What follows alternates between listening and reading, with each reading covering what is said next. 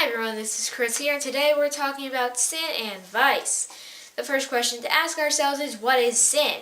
Well, simply put, sin is a bad human act, and it is always bad, and that's basically what it is. It's a bad human act, and pretty soon it turns into habits. We'll get to what habits are in a later video. What are the internal and external causes of sin? Well, the internal causes are defects of will, reason, and letting the passions take over. The passions are when you let the drives take over everything else. Ignorance is when you ignore reason, and a defect of will is called malice. Now, what are the effects of sin? Death.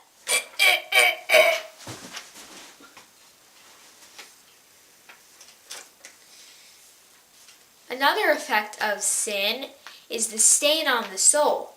Now, a good way to put this is if I turn away from the light, I'm in darkness. But then in confession, the light comes back on me. The next effect of sin is punishment by God, by the human authorities, and by our conscience. Now, what's the difference between venial and mortal sin? Well, venial sin weakens our relationship with God, and it makes us not practice the virtues as often as we should. Mortal sin, however, destroys that relationship, and it can only be restored in confession. Now, here's an extra question. Why does St. Thomas Aquinas wait so long to talk about sin in his teaching on the moral life? Well, he waits to talk about it because, as I told you, sin is a bad human act. And you can't know what a bad human act is until you know what's bad and what's a human act.